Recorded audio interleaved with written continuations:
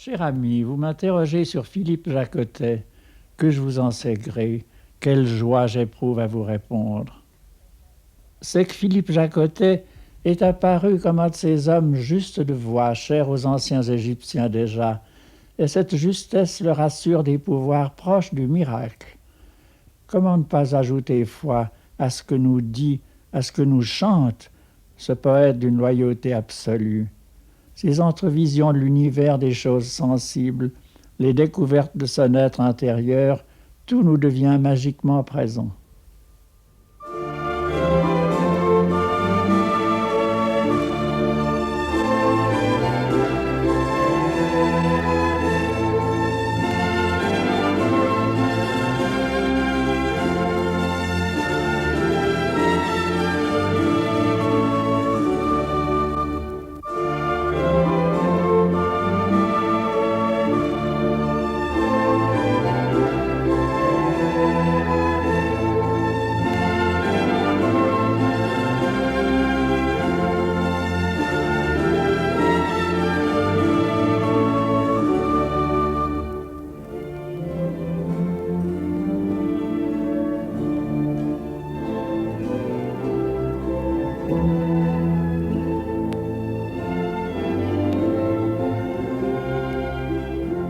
Toute autre inquiétude est encore futile.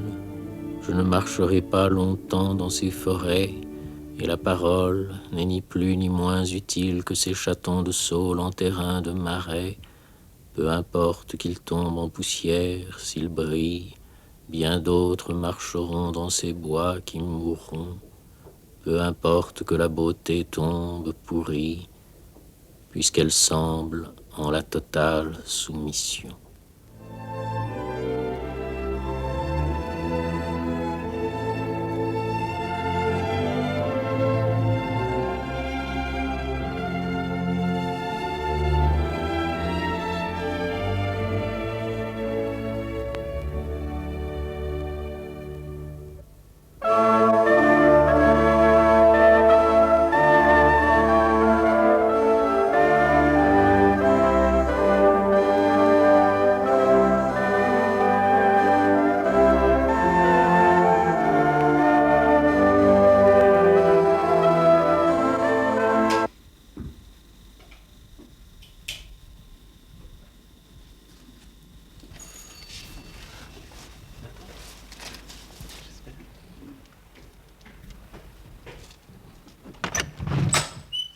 Bonjour.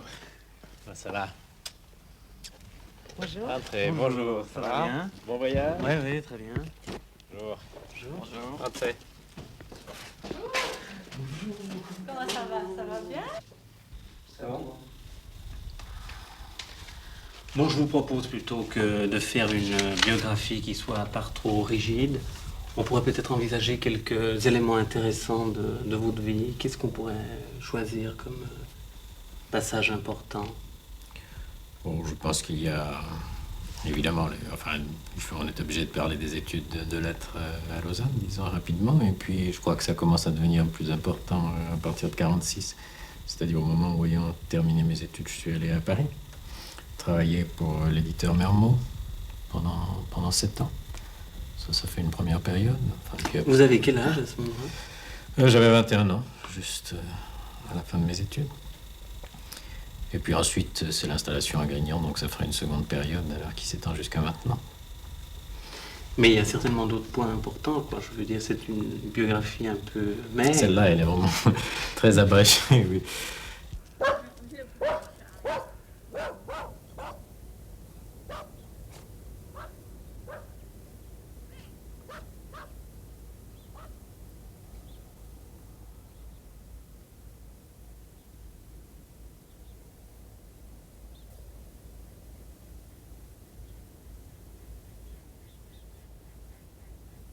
En fait, Philippe Jacotet, vous étiez à Paris, et à un moment donné, vous avez décidé de quitter Paris pour Grignan.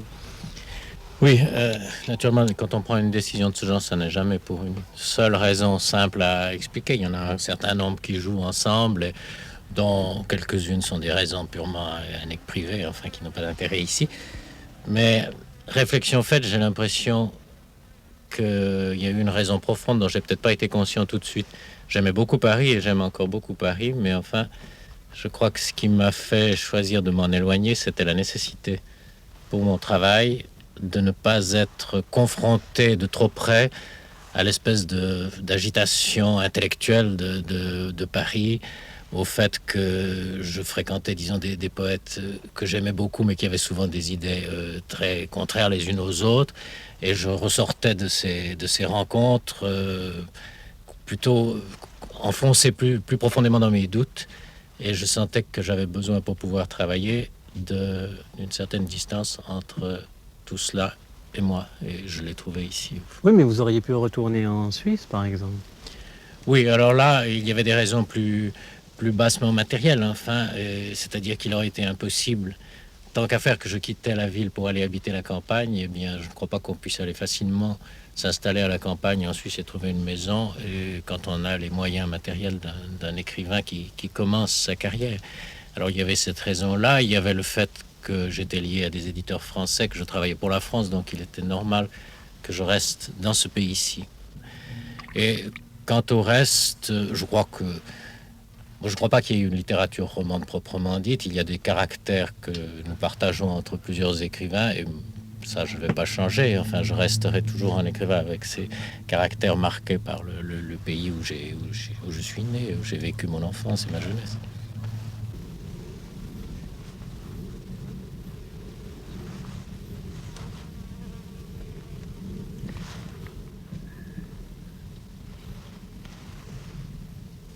On voit d'ici la partie la plus belle presque du château, puisque c'est la partie qui n'a pas été démolie pendant la Révolution et qui a été construite par Mansart. C'est tellement beau, mais on peut apercevoir, surtout le soir, il n'y a plus qu'un pan de mur à un moment donné. Il n'y a plus que les fenêtres on voit le ciel derrière.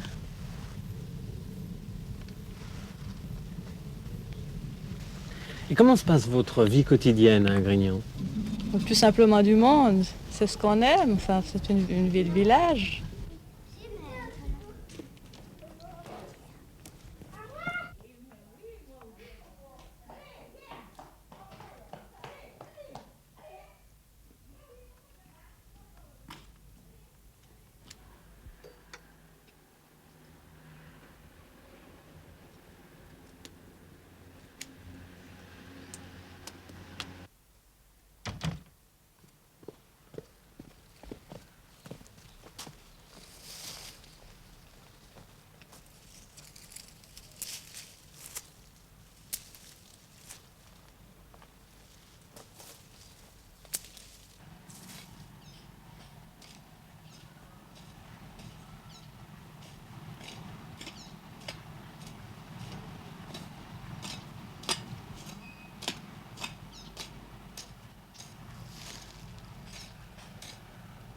J'ai fait connaissance, au fond, avec la nature que je ne connaissais pas particulièrement bien avant.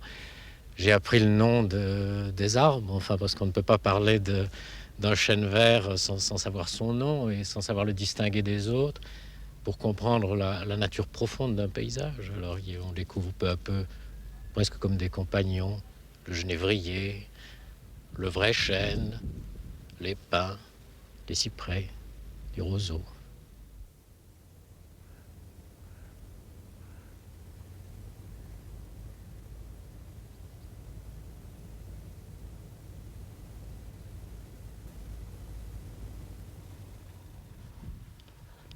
Vous venez souvent au Cabanon?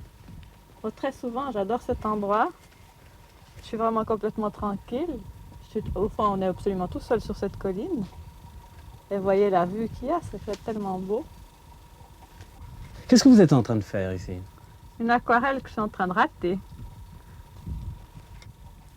Parce que la lumière est tellement changeante que je ne sais jamais si le ciel est plus clair que les montagnes ou vice-versa.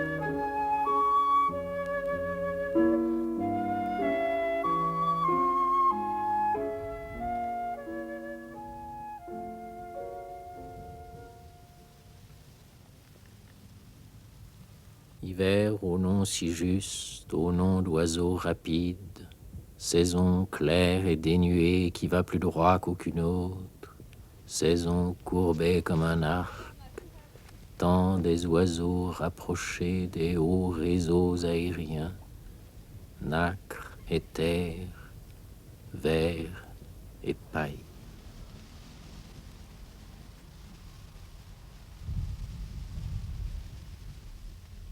Je pense que c'est un homme qui m'a toujours donné le sentiment qu'il n'a pas eu de problème, vous savez, qui est entré dans une carrière d'écrivain, de poète et de traducteur, tout en, disons, assurant une formation universitaire qui aurait pu éventuellement lui être utile, mais je crois qu'il n'a jamais enseigné, sans drame, sans problème, sans sentiment d'une espèce de divorce entre ce qu'était son rêve le plus profond, et puis d'autre part, sa vie à Lausanne. Gilbert Coul, j'ai vu que Philippe Jacotet vous a dédié un poème. Oui, c'est vrai. À quelle époque ça se passait? Oh, ça se passait il y a très longtemps. C'était autour de 49 ou 50, par là. C'est une période où on était très passionnés de poker. Au dé. On jouait au dé parce que... Je crois que le poème était dédié par hasard et par amitié, d'ailleurs. Je vous le montrerai. À Gilbert Coul. J'ai su pourtant donner des ailes à mes paroles. Je les voyais tourner en scintillant dans l'air, elles me conduisaient vers l'espace éclairé. Suis-je donc enfermé dans le glacial décembre comme un vieillard sans voix, derrière la fenêtre à chaque heure plus sombre, erre dans sa mémoire, et s'il sourit, c'est qu'il traverse une rue claire, c'est qu'il rencontre une ombre aux yeux clos, maintenant et depuis tant d'années, froide comme décembre. Cette femme très loin qui brûle sous la neige si je me tais, qui lui dira de luire encore, de ne pas s'enfoncer avec les autres feux dans le suaire des forêts, qui m'ouvrira dans ces ténèbres le chemin de la rosée.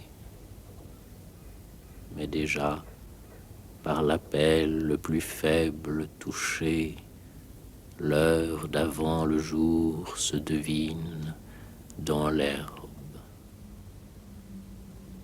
Comme on va parler ici beaucoup de poésie et de poètes, il me semble que c'est indispensable d'essayer de comprendre finalement une bonne fois ce que c'est qu'un poème, parce que la plupart des gens, quand ils ont un livre de poèmes entre les mains, ils ne savent pas trop qu'en faire. Qu'est-ce que c'est que ces quelques mots sur une page blanche? Et ces mots qui n'ont pas d'histoire, qui ne se suivent pas, ces poèmes qu'on pourrait lire en commençant par la fin quelquefois. Et pour éclairer cette notion de poésie, il me semble qu'il y a une histoire qui en elle-même est d'ailleurs très belle, très extraordinaire, c'est l'histoire de Ossip Mandelstam, qui est un poète russe d'origine juive, encore presque inconnu dans les pays de langue française. Or, cet homme, qui n'était pas du tout un poète politique, a eu le courage et le malheur, mais je pense qu'il savait ce qu'il faisait, d'écrire un jour un poème contre Staline. Et très peu de temps après, il est envoyé dans un camp dont il ne reviendra pas, en 1934.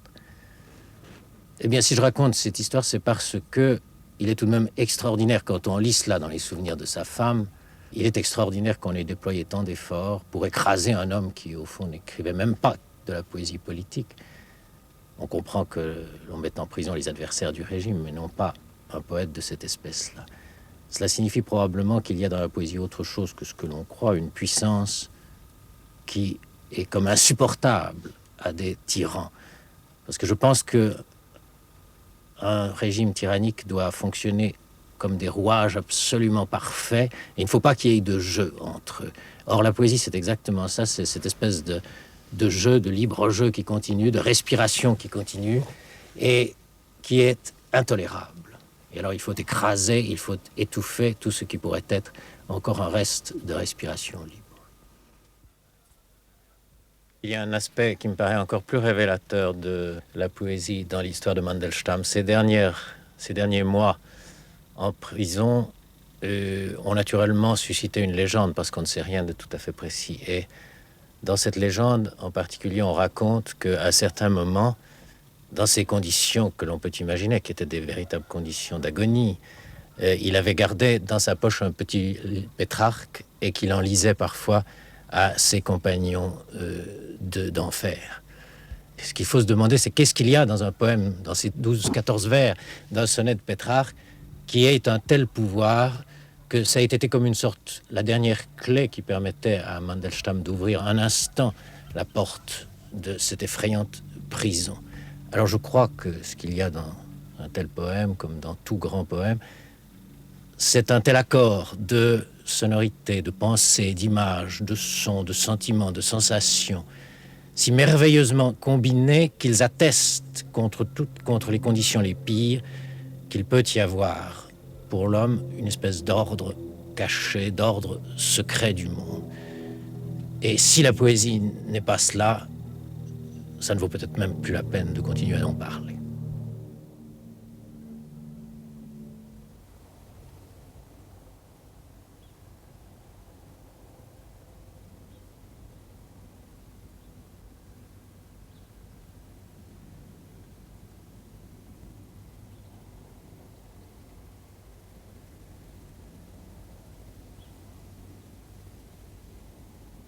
Lune à l'aube d'été. C'est un petit poème qui essaye d'exprimer ce moment d'équilibre entre l'instant où la lune disparaît et où le soleil va se lever. Dans l'air de plus en plus clair scintille encore cette larme ou faible flamme dans du verre, quand du sommeil des montagnes monte une vapeur dorée. Demeure ainsi suspendu sur la balance de l'aube, entre la braise promise et cette perle perdue. Je crois qu'un écrivain ou un peintre, c'est très souvent quelqu'un qui se met à écrire ou à peindre lorsqu'il arrive à un certain état de tension ou de bouillonnement intérieur. Et exactement de la même façon que de l'eau qu'on met à cuire dans une bouilloire, à un moment donné, commence à produire des bulles, eh bien, lorsque nous, on a une certaine chaleur intérieure, on commence à produire des mots et des textes. Et ça a été le cas dans cette rencontre avec ce pays que je ne connaissais pas dans les premières années où nous étions ici et où nous avons eu le temps de beaucoup nous promener, à pied en particulier. Il y avait une telle qualité d'émotion, et disons le mot, de bonheur, de joie à certains moments, dans certains lieux, que tout naturellement, ça s'est déposé ensuite sur la page, en texte. Des textes qui étaient au fond d'abord nés d'un besoin, encore une fois à peine conscient, de célébrer au fond ce monde, de rendre compte de sa beauté pour que, d'abord pour moi, je le garde d'une manière plus durable, et puis ensuite pour peut-être essayer de le faire rayonner pour les autres.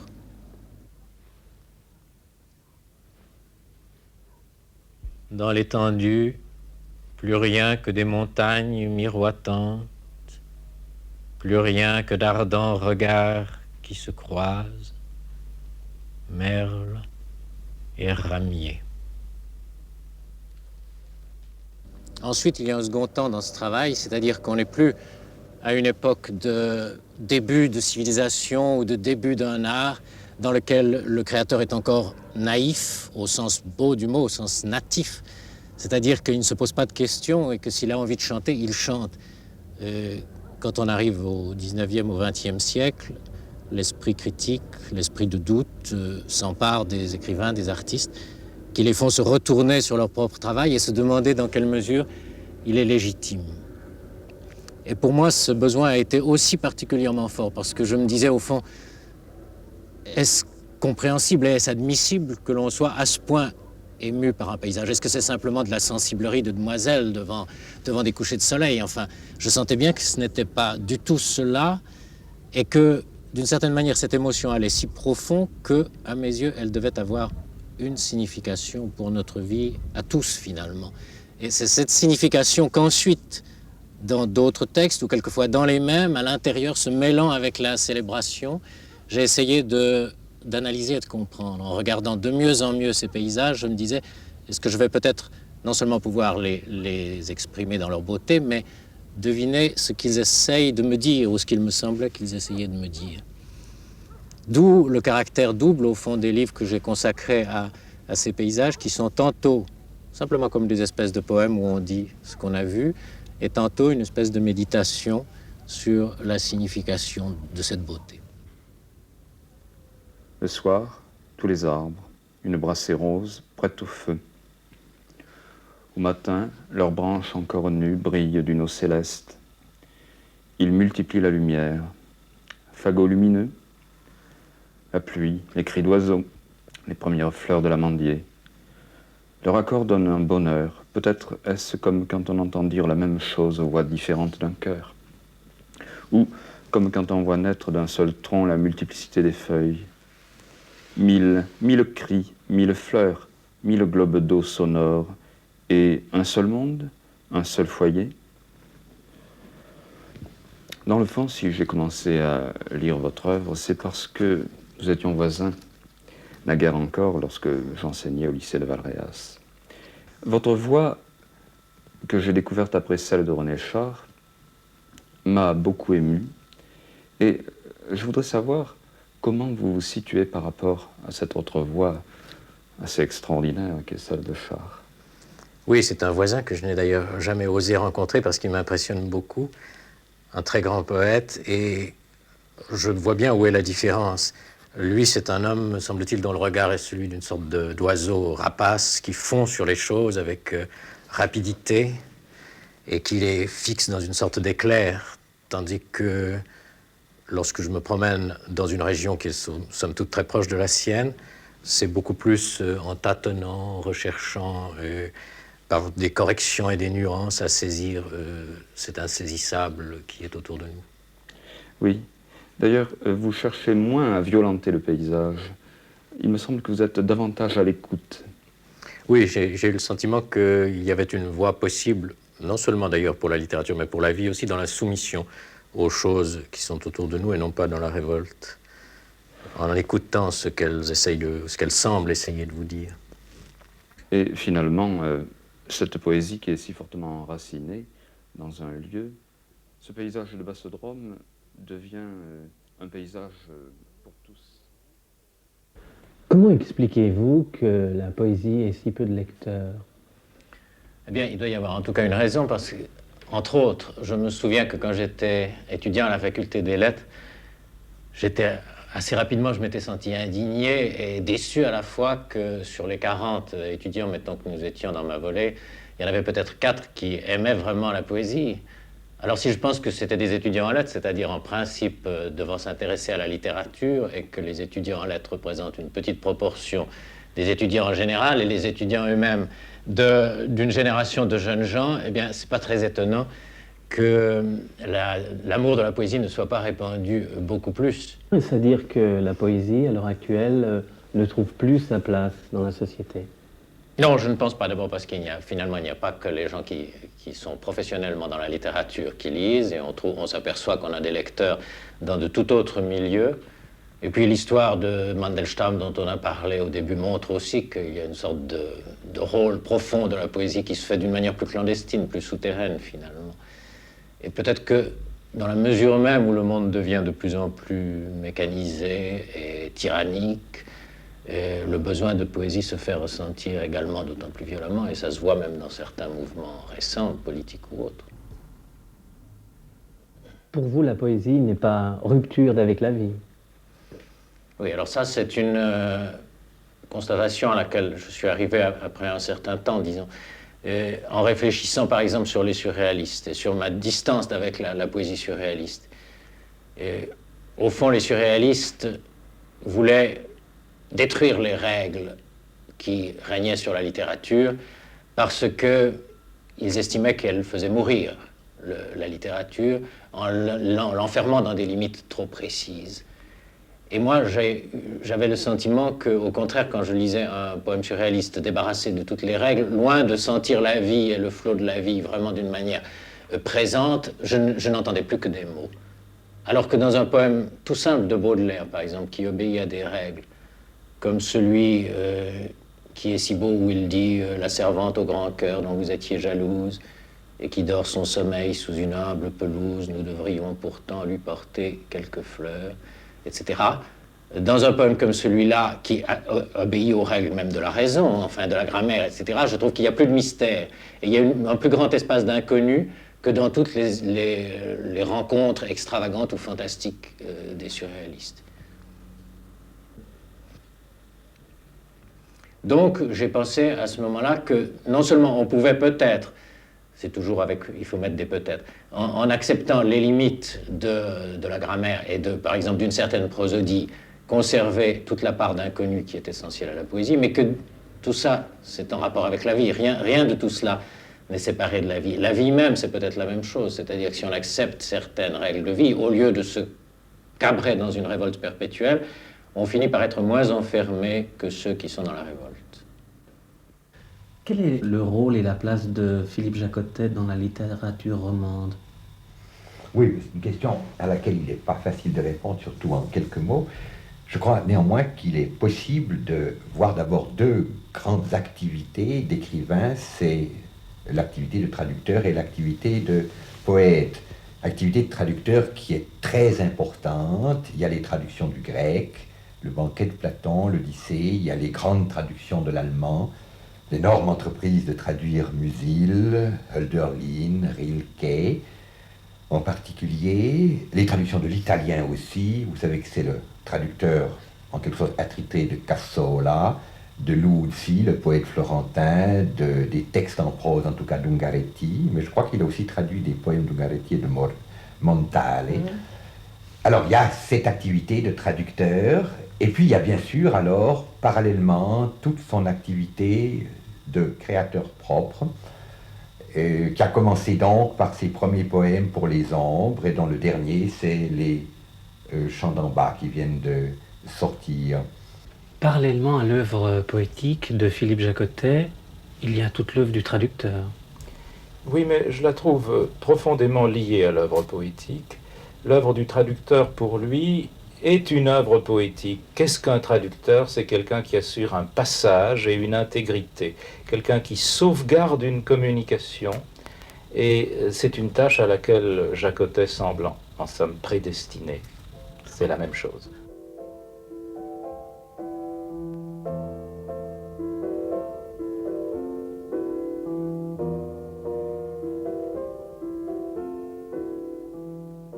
L'extraordinaire force, je trouve, que nous éprouvons tous devant cet ami qui, par ailleurs, est plutôt un homme frêle. Il y a là cette force interne qui est une force non seulement de volonté, mais je dirais, de qualité de travail, et qui est une chose très surprenante.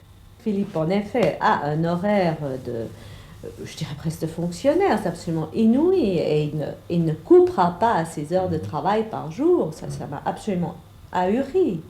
Il ne se rattrapera pas, il fera tant et tant d'heures avec une régularité d'horloge. Et ça, il le fallait pour ces traductions qui, en plus de ça, ces traductions ne sont pas bâclées, c'est de magnifiques traductions. Il faut un travail insensé pour abattre ça et encore mener son œuvre poétique. Ce qui n'empêche pas tout à coup une disponibilité dès que cet horaire est terminé, absolument merveilleuse pour nous faire une soupe au pistou, je ne sais pas quoi, nous faire écouter de la musique, et ça devient merveilleux, quoi. Enfin, alors à ce moment-là, tout est beau, ou un dimanche, on part dans les forêts de pins, là, du côté, je ne sais plus quelle gorge, ou à Gordes, et on retrouve le Philippe qui vagabonde, herborise, parce que ça aussi.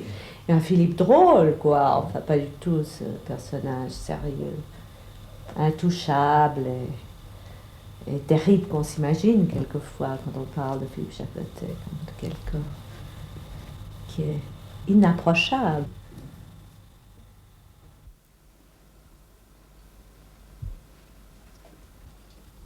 Voici la belle Rosita, Rosita, dans tout son éclat de rose fraîche. Et voici son mari, un peu nerveux. Il est cordonnier. C'est le personnage du niais.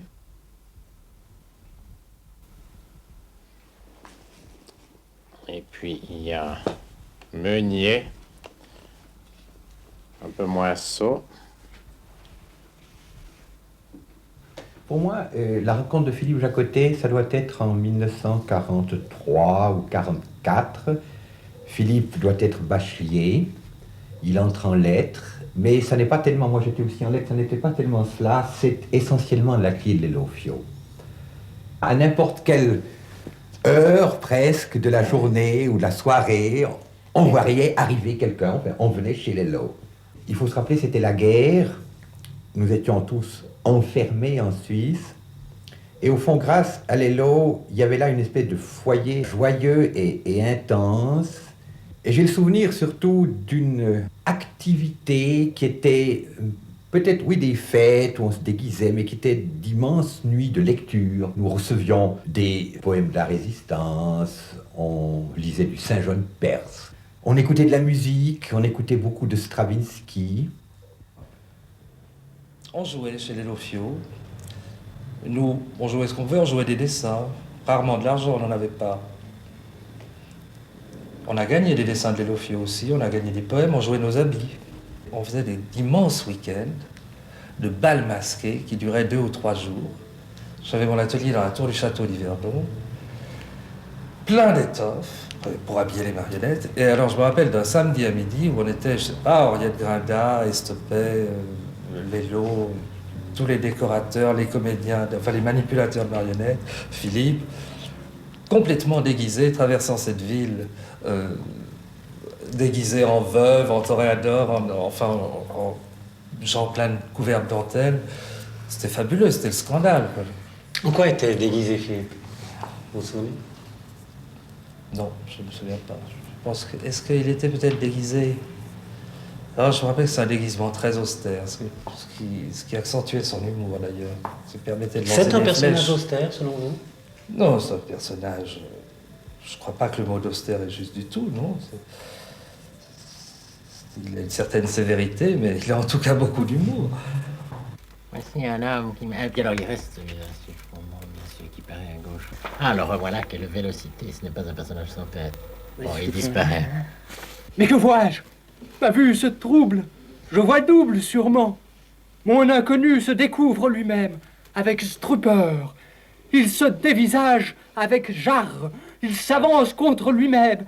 Il s'interpelle à voix basse. Il se chuchote, se manosse, se taille au blanc, un coup sur la tête, en propre caboche, un os craque. Il se poursuit.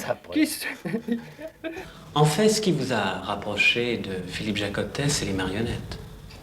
Ce sont les marionnettes, effectivement, parce que lui a accepté au moment où on voulait monter un spectacle de marionnettes, on était tout jeunes, non?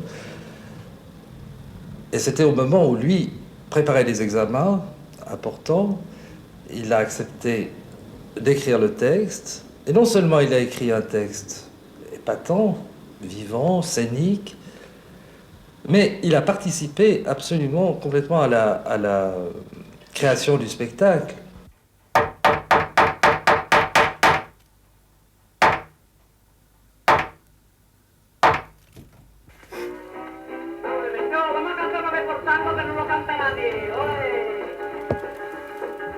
Messieurs, mesdames, excusez l'état de mon instrument, dû aux conséquences d'une sérénade un peu trop ardente, sous les fenêtres de la belle de Don José.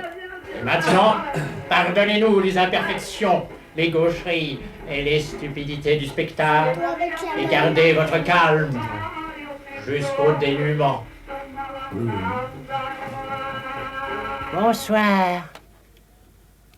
Je suis un jeune homme champêtre. Moi, je suis le plus futé des enfants de Xukar, sans pareil pour étrayer les mules, dénicher les merles et casser la noisette. On ne m'a jamais envoyé à l'école, j'aurais fait honte au maître, parce que je sais tout.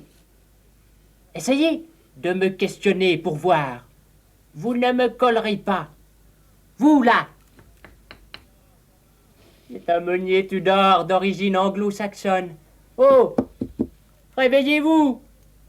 Posez-moi une question. Ah oh. Posez-moi une question difficile. Avec quoi fait-on le pain? Avec un tronc et des aiguilles, pardi. Que dame, l'homme est un dérangé mental, n'est-il pas? On ne m'a jamais compris. Et voilà qui se rendort. De quoi les comètes, the ton les clients bêtes, the rase l'auditeur, the suis coiffeur poète. Ma lyre est un rasoir, elle est barbe le jour, elle brille le soir pour frotter mes amours. Rosita, la plus belle rose, je ne puis te sentir en prose.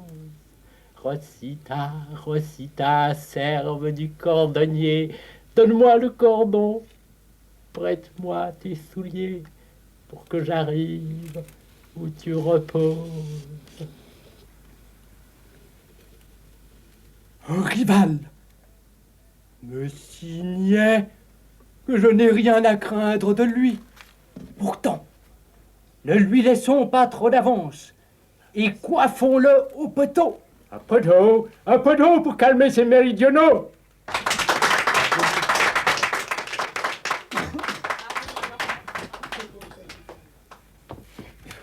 Comment ça se fait?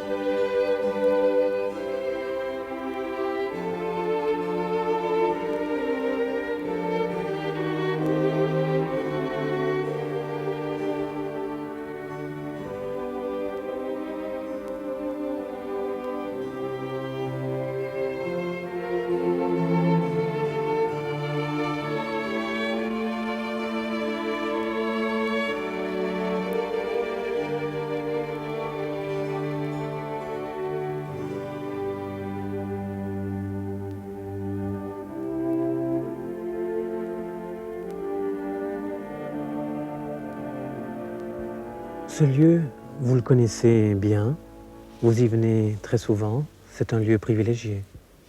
Oui, et si j'y suis venu aujourd'hui, c'est parce que je pense qu'il éclaire d'une manière assez visible, visuelle, le sens que j'accorde au paysage, ce que j'y trouve, sans même le chercher souvent. Et j'en ai parlé dans un texte qui, je pense, dira plus rapidement que ce que je pourrais improviser, ce qu'il signifie exactement pour moi. Qu'est-ce qu'un lieu? Une sorte de centre mis en rapport avec un ensemble. Non plus un endroit détaché, perdu, vain. En ce point, on dressait jadis des autels, des pierres. C'est l'évidence au Val des Nymphes. Dans les lieux, il y a communication entre les mondes, entre le haut et le bas. Et parce que c'est un centre, on n'éprouve pas le besoin d'en partir. Il y règne un repos, un recueillement. Notre église, c'est peut-être cet enclos aux murs démantelés où poussent silencieusement des chênes que traverse parfois un lapin, une perdrix. Nous hésitons à entrer dans les autres à cause des schémas intellectuels qu'elles interposent entre le divin et nous. Naturellement, ce n'est pas une issue à quoi que ce soit. Mais il nous semble que dans un monde uniquement tissé de tels lieux, nous aurions encore pu accepter de nous risquer et de succomber. Ces lieux nous aident. Ce n'est pas pour rien que se font de plus en plus nombreux ceux qui les cherchent, souvent sans savoir même pourquoi. Ils n'en peuvent plus d'être étrangers à l'espace. Là seulement, ils recommencent à respirer, à croire une vie possible.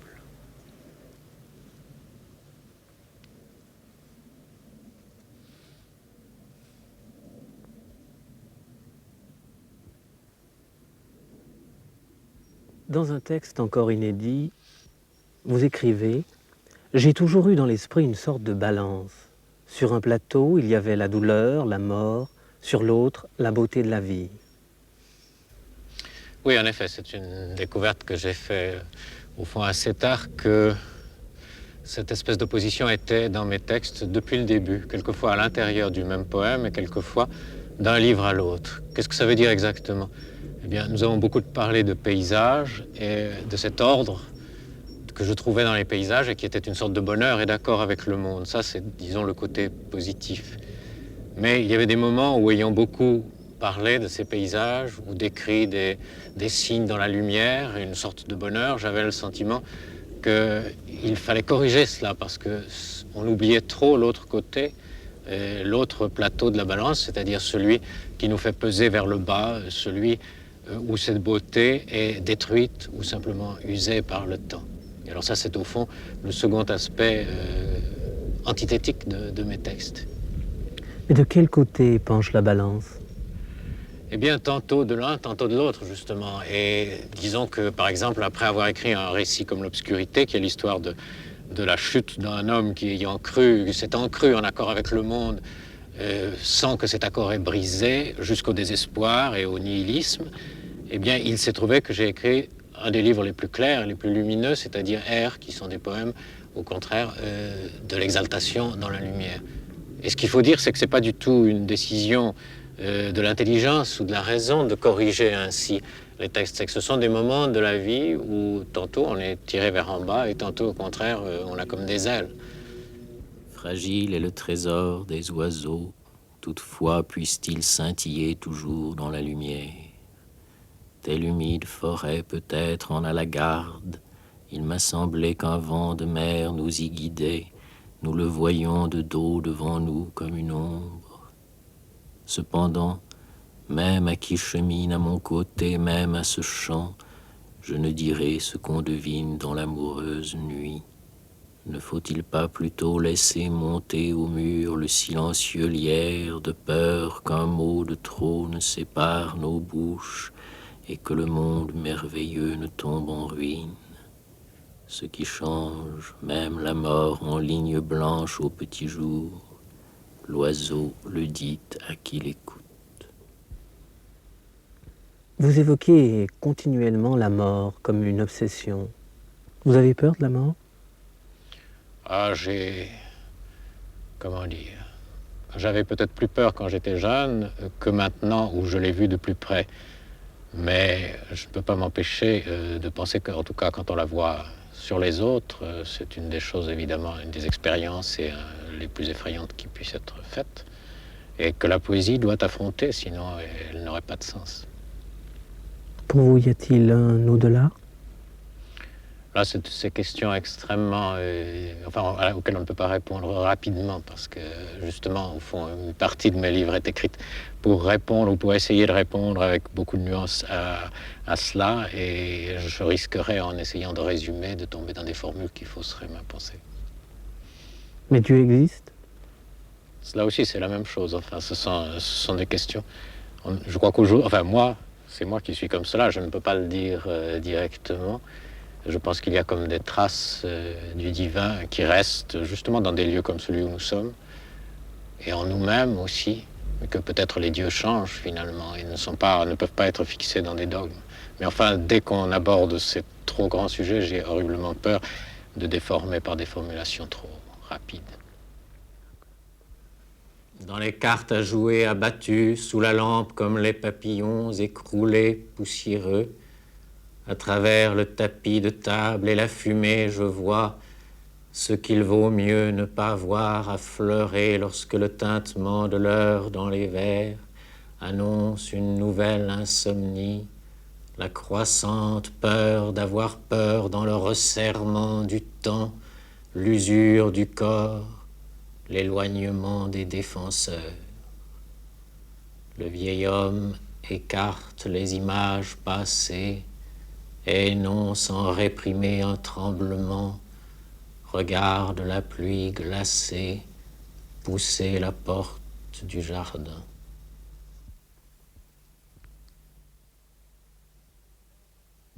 Je comparerais un peu cette chose à une certaine sculpture de Giacometti, qui doit être une de ses dernières sculptures, qui est de plus en plus affinée, enlevée, où on voit un homme, un buste d'homme, je ne sais plus s'il est agenouillé, qui attend la mort. Parler donc est difficile, si c'est chercher. Chercher quoi? Une fidélité au seul moment, aux seules choses qui descendent en nous assez bas, qui se dérobent, si c'est tresser un vague abri pour une proie insaisissable, si c'est porter un masque plus vrai que son visage, pour pouvoir célébrer une fête longtemps perdue avec les autres qui sont morts, lointains ou endormis encore, et qu'à peine soulèvent de leur couche cette rumeur, ces premiers pas trébuchants, ces feux timides, nos paroles, bruissement du tambour, pour peu que l'effleure le doigt inconnu. Eh bien, ce poème, il m'a touché profondément, parce que c'est toute la question de notre langage qui est posée là, toute la question de ce que peut la parole. Parler est difficile, et on voit au bout de notre parole ce que cette parole cherche à atteindre. C'est nous, mais c'est aussi les lointains, les morts. Eh bien, c'est cela que j'ai trouvé profondément émouvant dans ce poème, au fond si simple, si direct, écrit dans une langue qui part d'en bas. Ce n'est pas pour rien que le recueil s'intitule « Chant d'en bas ». Parler donc est difficile. Si c'est chercher, chercher quoi? Une fidélité au seul moment, aux seules choses qui descendent en nous assez bas, qui se dérobent. Si c'est tresser un vague abri pour une proie insaisissable, si c'est porter un masque plus vrai que son visage pour pouvoir célébrer une fête longtemps perdue avec les autres, qui sont morts, lointains ou endormis encore, et qu'à peine soulèvent de leur couche cette rumeur, ces premiers pas trébuchants, ces feux timides, nos paroles, bruissement du tambour, pour peu que l'effleure le doigt inconnu. Dès lors, nous ne sommes plus dans le domaine de la rhétorique, nous sommes dans le domaine d'une approche tremblante, hésitante de la vérité, et cela est absolument émouvant, c'est cela dont nous avons besoin aujourd'hui.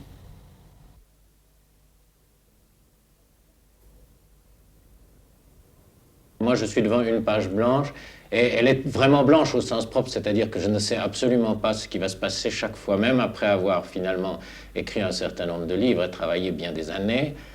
Eh bien, je m'aperçois que chaque fois, je recommence à zéro, parce que si au contraire, si j'avais des certitudes, je n'écrirais plus. C'est précisément pour lutter peut-être contre cette incertitude de départ, cette espèce d'ignorance, ce sentiment de l'inconnu que je travaille.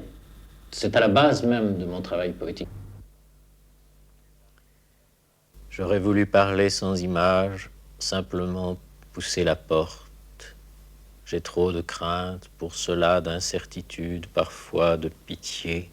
On ne vit pas longtemps comme les oiseaux dans l'évidence du ciel, et retomber à terre, on ne voit plus en eux précisément que des images ou des rêves.